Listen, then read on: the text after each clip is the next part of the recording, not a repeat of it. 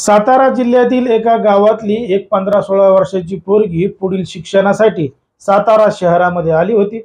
मग शहरामध्ये आल्यानंतर मैत्रिणीच्या माध्यमातून तिची ओळख एका तरुणासोबत झाली। मग सुरुवातीला ओळख झाली, ओळखीचं रूपांतर मैत्रीमध्ये झालं। मग मैत्रीमध्ये रूपांतर झाल्यानंतर ते जे पोरग आहे त्या पोरानं त्या पोरीचा मोबाईल नंबर घेतला।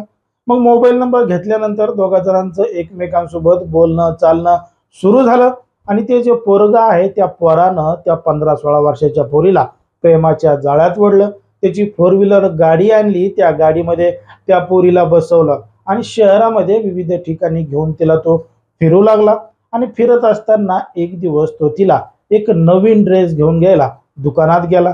मग दुकानामध्ये ड्रेस घेऊन गेला, तिला बळजबरी त्या ठिकाणी ड्रेस घ्यावा लावला। ती पोरगी नको नको म्हणत होती, तरी हे म्हणला काही होत नाही, ड्रेस घे।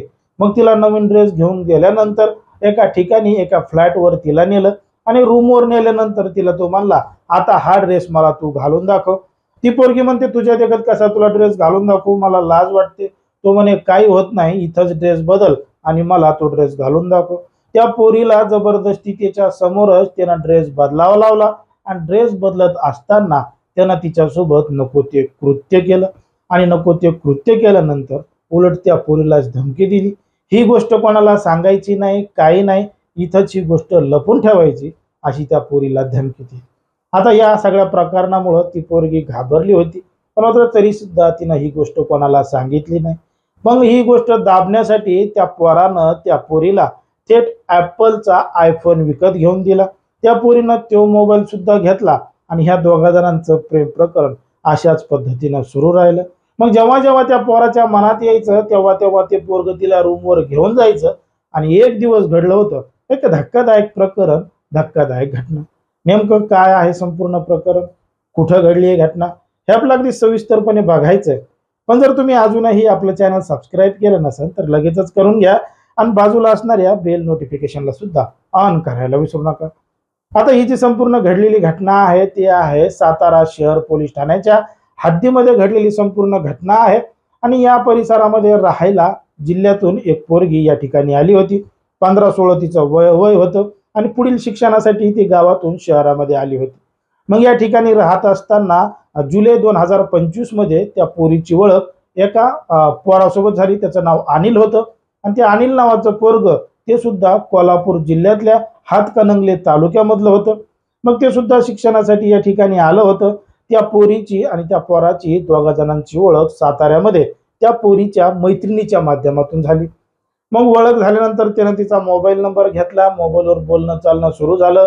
त्यानं तिला प्रेमाच्या जाळ्यात ओढलं आणि जाळ्यात ओढल्यानंतर तो थार गाडी घेऊन तिला फिरवायला येत होता। ही त्याच्या गाडीमध्ये जाऊन बसत होती आणि तो तिला शहरभर त्याच्या थार गाडीमध्ये फिरवत होता। मग फिरवत असताना एक दिवस काय केलं, त्यानं तिला ड्रेस घेऊन दिला आणि तो ड्रेस घालून दाखव म्हणून फ्लॅटवर नेलं आणि त्या ठिकाणी तिच्यासोबत नको ते कृत्य केलं। आता हा प्रकार त्या ठिकाणी घडल्यानंतर त्या पोरीला हे गोष्ट कोणाला सांगू नको म्हणून अशी धमकी सुद्धा दिली आणि हा प्रकार घडल्यानंतर त्या पोरानं त्या पोरीला आयफोन सुद्धा घेऊन दिला। तो तिच्यावर पैसे सुद्धा खर्च करू लागला आणि वेगवेगळ्या ठिकाणी नेऊन जेव्हा जेव्हा त्याच्या मनात येईल तेव्हा तेव्हा त्या पोरीबरोबर नको ते कृत्य करू लागला। मग हा जो सगळा प्रकार आहे तो वारंवार घडत होता आणि तो पोरग त्या पोरीला अशा पद्धतीनं त्रास देत होता।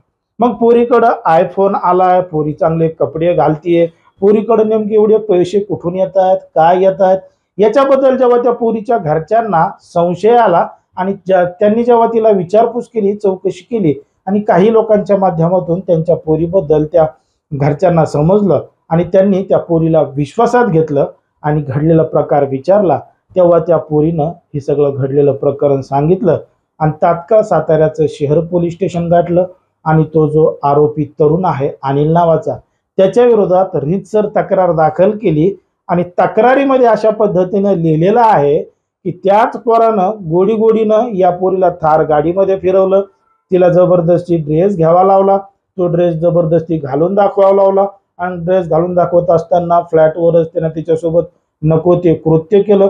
मग हे नको ते कृत्य दाबण्यासाठी त्यानं तिला आयफोन घेऊन दिला, आयफोन घेण्यासाठी सुद्धा दबाव टाकला असं त्या पोरीनं तक्रारीमध्ये सांगितलं आहे आणि त्या पोराच्या विरोधात रीतसर तक्रार दाखल केली आहे। पोलिसांनी त्या पोराला ताब्यात घेतलं असून पोलीस अधिक तपास करत आहेत. आता ही झाली पोरीची बाजू. त्या पोरानं त्या पोरीला कशा पद्धतीनं फसवलेलं आहे. पण मात्र आता बरेच जण म्हणतायत की या पोरीने त्याच्यासोबत कशाला जायचं होतं, त्याच्यासोबत कशाला बोलायचं होतं, ते मोबाईल देत होता तर हिनं कशाला घ्यायचा होता. मोबाईल घेताना गोड वाटलं, ड्रेस घेताना गोड वाटलं, मग आता त्याच्यासोबत अशा पद्धतीनं का केलं, त्याच्या विरोधात तक्रार का दाखल केली, असं सुद्धा काही जण म्हणतात. पण मात्र ती जी पोरगी आहे तिचं 18 वर्षापेक्षा वय कमी आहे, ती अल्पवयीन आहे, ती नासमज आहे. पण मात्र ते जे पोरगा आहे त्याला सगळ्या गोष्टी कळत होत्या.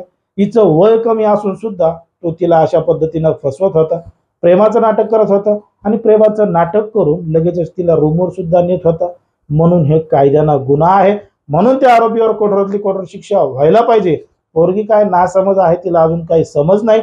म्हणून त्या ठिकाणी त्या पोरीच्या आणि तिच्या घरच्यांच्या तक्रारीवरून त्या आरोपी तरुणाविरोधात रीतसर तक्रार दाखल झालेली आहे. बघा, समाजामध्ये, देशामध्ये, राज्यामध्ये कशा पद्धतीच्या घटना घडतायत तुम्हाला या संपूर्ण प्रकरणावरून लक्षात आलं असेल. आता ज्या पद्धतीने या संपूर्ण प्रकरणामध्ये घडलंय त्याच्यामध्ये खरी गुन्हेगार कोण आहे, खरी चूक कोणाची आहे, त्या पोरीची आहे, त्या पोराची आहे का दोघांच्या घरच्यांच्या पालकांची आहे? तुम्हाला काय वाटतं हे अगदी स्पष्टपणे कमेंटमध्ये सांगा. कारण की कोणाच्याही भावना दुखवणं, कोणाचंही मन दुखवणं हा आपला उद्देश नाही. समाजामध्ये जे घडतंय तेच सांगण्याचं काम आपण या ठिकाणी करत असतो. त्यामुळे तुम्ही सुद्धा सतर्क राहायला पाहिजे, सावध राहायला पाहिजे. जर तुम्हाला कोणी पैशाचं, नोकरीचं, लग्नाचं आमिष देत असेल तर या सगळ्या गोष्टीपासून सावध राहिलं पाहिजे, असं एकंदरीत आपल्या या ठिकाणी वाटतं. म्हणून तुम्हाला जे घडतंय तेच सांगण्याचं काम आम्ही ठिकाणी करतोय.